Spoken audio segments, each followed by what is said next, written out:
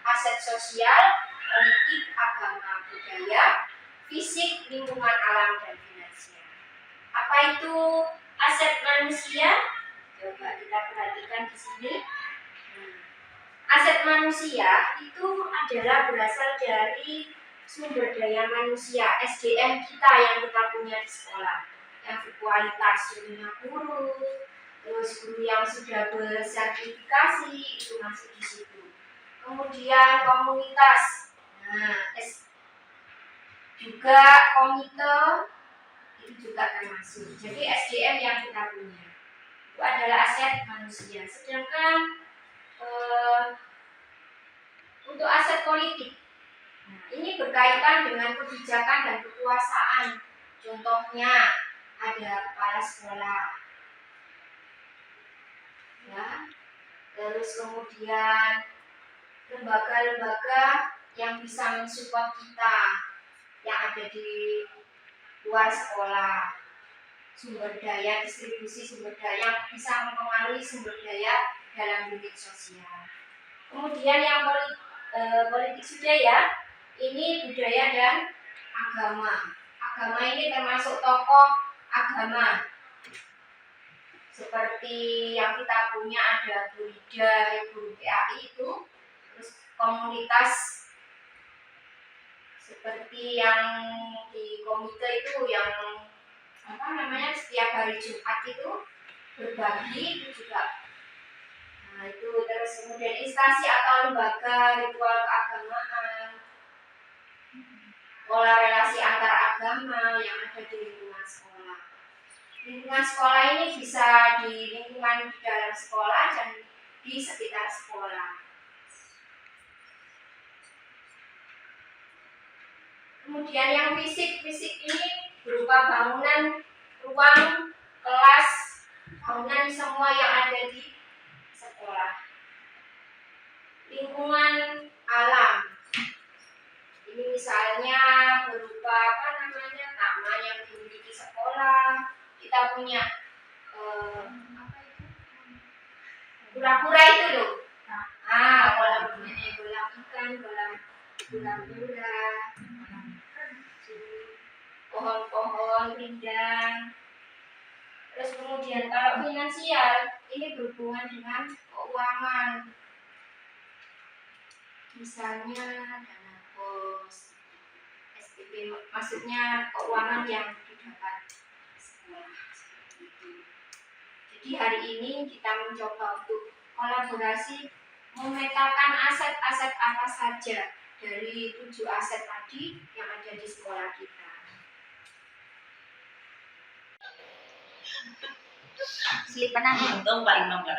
Oke, jadi dari obrolan kita tentang pemetaan aset sekolah, menurut Bu Meta sebagai kepala sekolah, apa saja mungkin yang merupakan aset sekolah kita? Modal manusia. Iya, betul. Ya, terima kasih Bu Rina. Modal manusia seperti yang dijelaskan Bu Rina tadi adalah SDM-nya ya, betul. Di SD Muhammadiyah Kompleks Gresik ini, dalam hal ini SD Muhammadiyah 1 Gresik, terdiri dari guru yang dengan lulusan S1 minimal, guru-guru, kemudian ada karyawan juga. Karyawan ini meliputi tata usaha, lalu pustakawan, laboran, teknisi, kemudian ada juga selain guru kelas ada juga guru pendamping khusus Bu Rina. Ya. Kemudian tentunya juga ada pendidik, ada peserta didik ya. Siswanya terdiri dari 377 siswa. Kemudian orang tua yang mendukung perkembangan sekolah. Nah, orang tua wali siswa ini beberapa terbentuk menjadi dalam sebuah wadah komunitas yang disebut komite sekolah.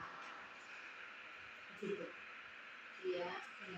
Jadi ada guru dengan lulusan S1, karyawan, pustakawan, S2 ya, pustakawan. Iya. Lulusan S2 juga ada, Bu. Oke. Di SD Muhammadiyah Kompleks ini adalah sekolah yang berbasis Islam. Jadi kita kan mengajarkan nilai-nilai agama yang itu dijelaskan dan diintegrasikan dalam pembelajaran sehari-hari, baik itu di intrakurikuler, ekstrakurikuler maupun kokurikuler. Ini di sini Bu Rida sebagai kepala urusan di bidang Ismuda itu kira-kira melihat sekolah ini, aset-aset sekolah ini untuk bisa menggerakkan kegiatan-kegiatan keagamaan itu seperti apa, Bu Rida? Terima kasih Bu Lulu sebagai guru di SD sini. Saya sebagai bidang kehidupan Islami akan menjelaskan dari pembinaan agama itu dari murid dan guru. Jadi murid juga dibina, gurunya juga ada pembinaan. Untuk murid setiap hari itu ada, yaitu pukul 7 sampai 7.20. Untuk hari Senin itu murojaah sholat duha dulu, kemudian dilanjutkan dengan murojaah juz amma. Kemudian hari Selasanya habis sholat duha, kemudian pembiasaan hafalan hadis. Ada hadis-hadis yang sudah ada buku panduannya dari masing-masing kelas. Satu semester itu ada 5 hadis yang harus dihafalkan. Kemudian hari Rabunya sholat duha, kemudian dilanjutkan dengan bacaan sholat dan artinya. Lanjut hari Kamis, sholat duha, kemudian doa sehari-hari, pembaca doa sehari-hari, yang bacaan doa itu sudah ada bukunya, buku panduannya.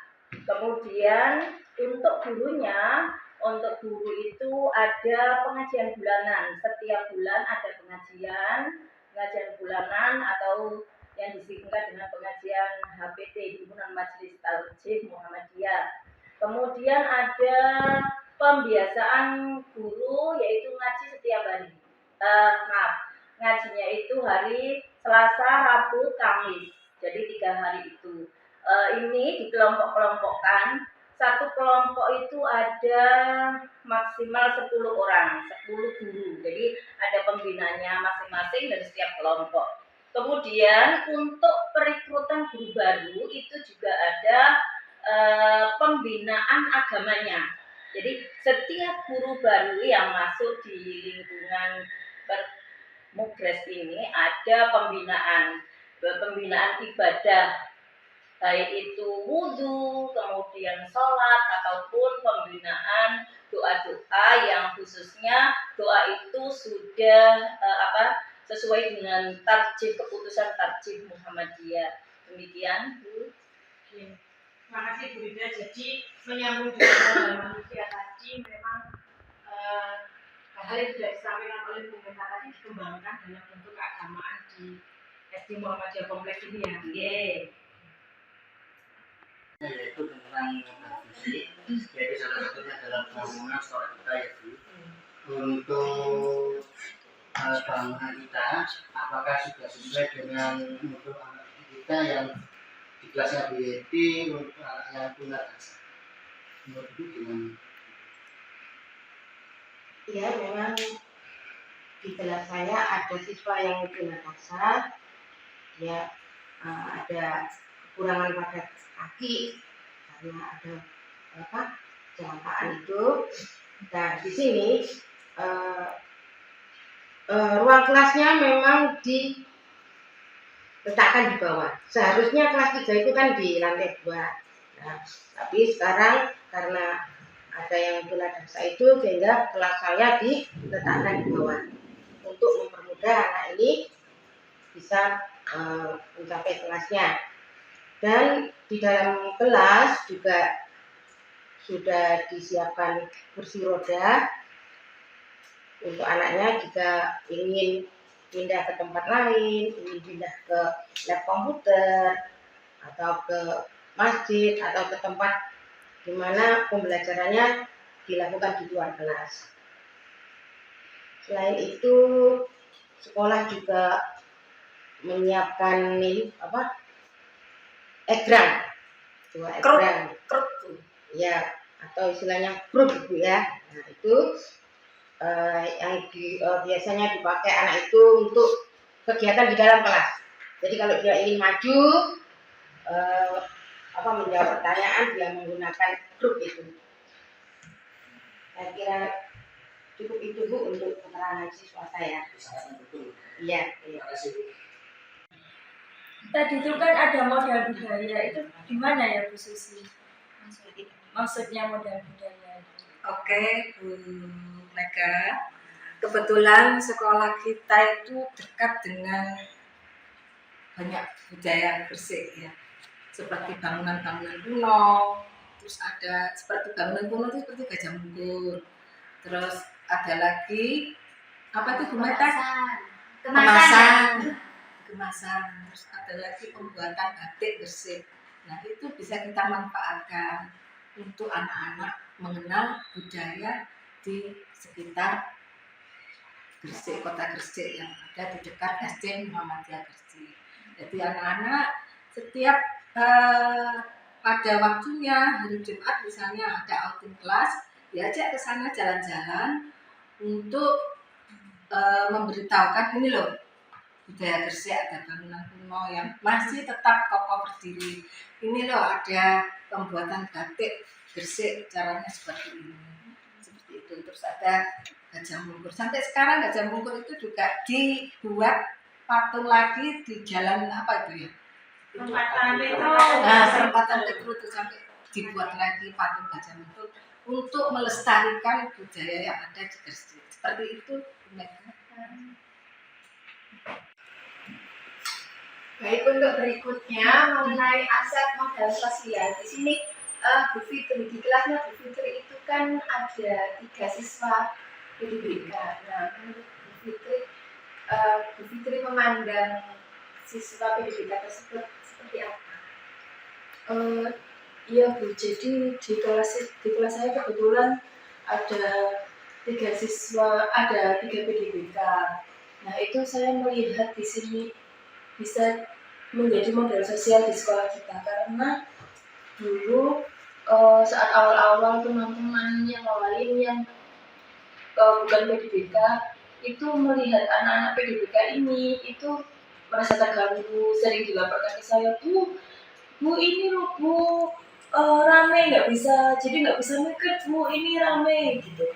Nah dan sekarang itu mereka jadi lebih bisa menerima, lebih mau berempati gitu. Jadi kalau sekarang anak-anak di kelas itu kalau ada temannya yang PDBK itu rame atau tiba-tiba mukul, itu mereka tidak membalas, jadi malah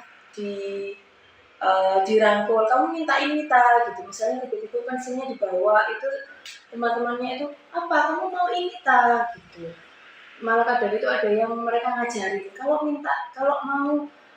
mau ambil itu dibilang dulu ya, jangan langsung diambil gitu. Jadi mereka sekarang itu jadi lebih mau menerima dan berempati dengan teman-temannya yang istimewa ini. Jadi dulunya mungkin mereka merasa kayak mengganggu gitu ya. Mengganggu proses.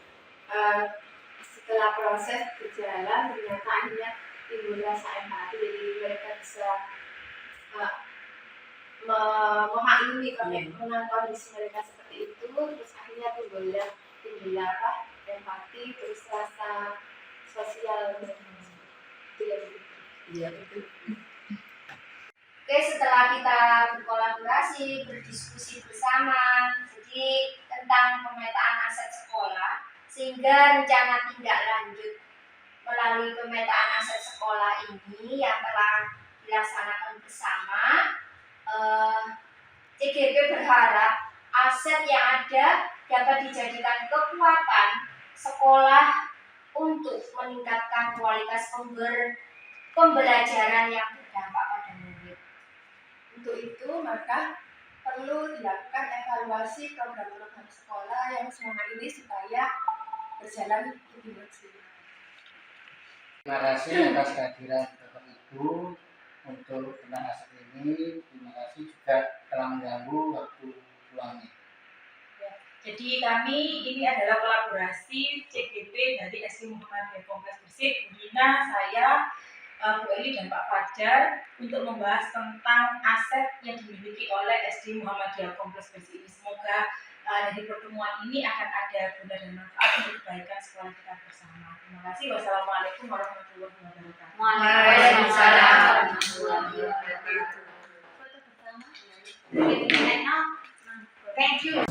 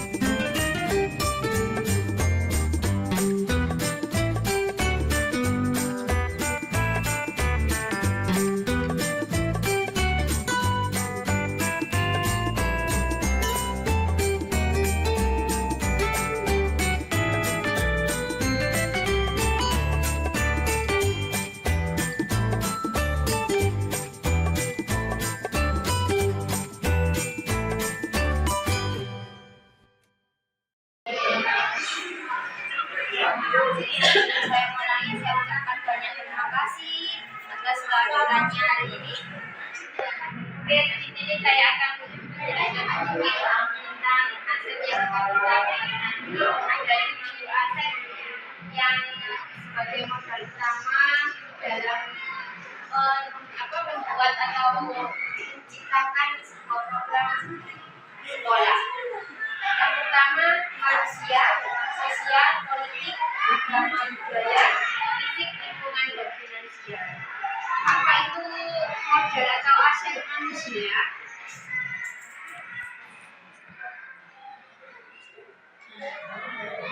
Di dalam aset manusia ini terdapat sumber daya manusia.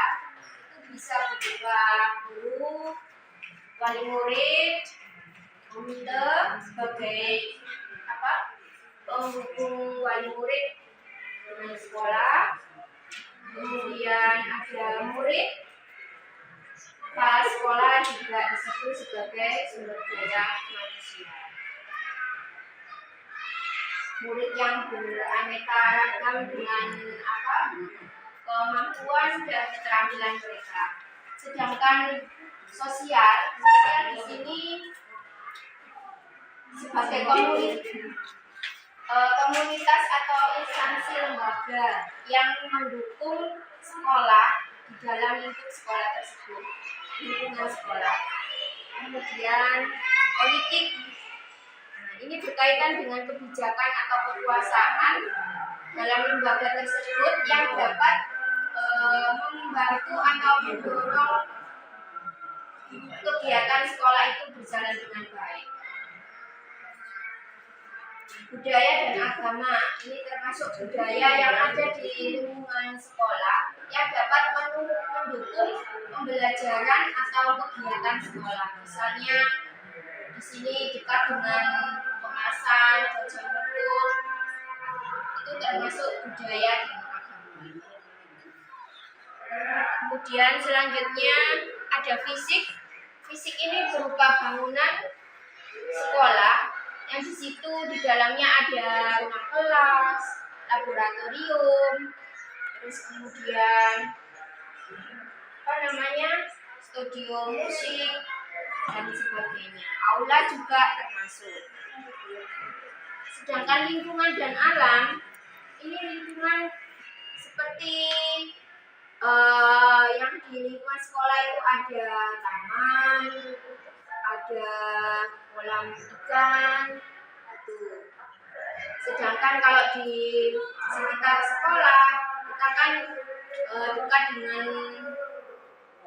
pelabuhan, itu nanti bisa kita manfaatkan untuk pembelajaran anak-anak juga. Kemudian kalau finansial ini berhubungan dengan keuangan.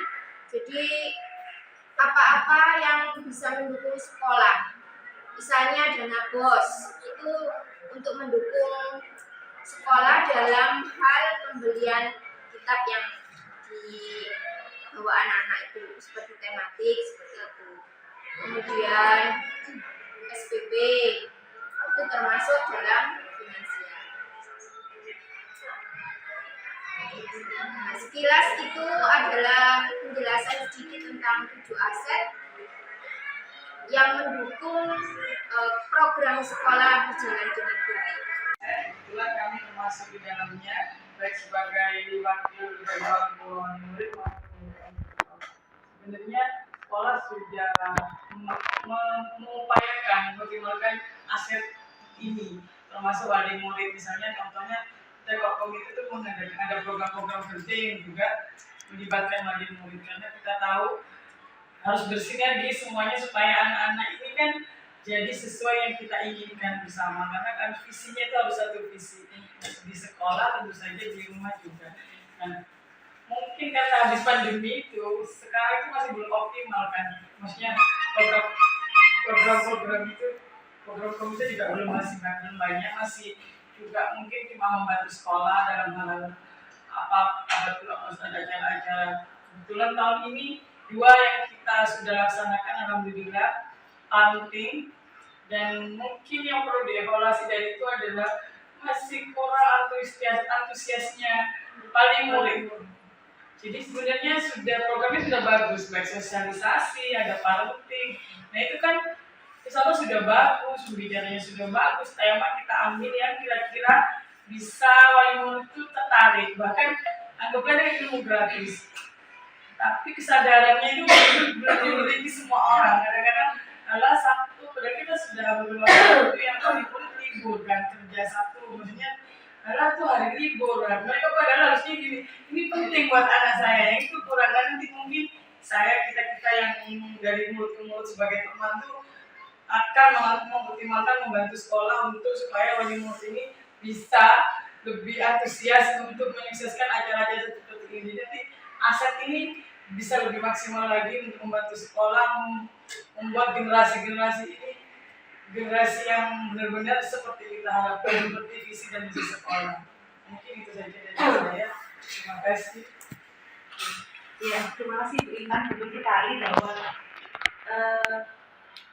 ini komite sudah luar biasa, sudah dalam 1 semester ini sudah 2 kali parenting yang dilaksanakan oleh komite. Tapi dalam 2 kali parenting itu ternyata belum kemarin mencapai 50% atau belum. Itu berarti untuk di modal manusia ini keterlibatan orang tua dan murid untuk mengikuti program-program yang dilaksanakan oleh komite sebagai mitra dari sekolah ini berarti yang perlu untuk lebih dimaksimalkan. Jadi mungkin kita memberikan pengertian secara personal seperti disampaikan Bu Intan kepada orang-orang teman-teman yang terdekat dengan kita. Berarti sekolah juga harus melakukan upaya itu ya sebenarnya, bagaimana sekolah juga nanti harus bersama keterlibatan orang tua dalam berbangga, jadi dalam berbagai kegiatan. Jadi tidak hanya kegiatan yang dilaksanakan komunitas sosial, tapi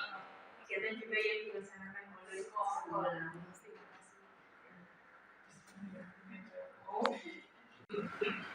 Yang untuk tadi 7 aset ya, yaitu salah satu yaitu untuk komite dan orang tua. Kita harus saling bekerja sama ya. Yaitu yang terakhir, saya ucapkan terima kasih atas kehadiran ibu-ibu. Semoga sekolah kita ini semakin maju ke depan. Assalamualaikum warahmatullahi wabarakatuh. Waalaikumsalam warahmatullahi wabarakatuh. Terima kasih.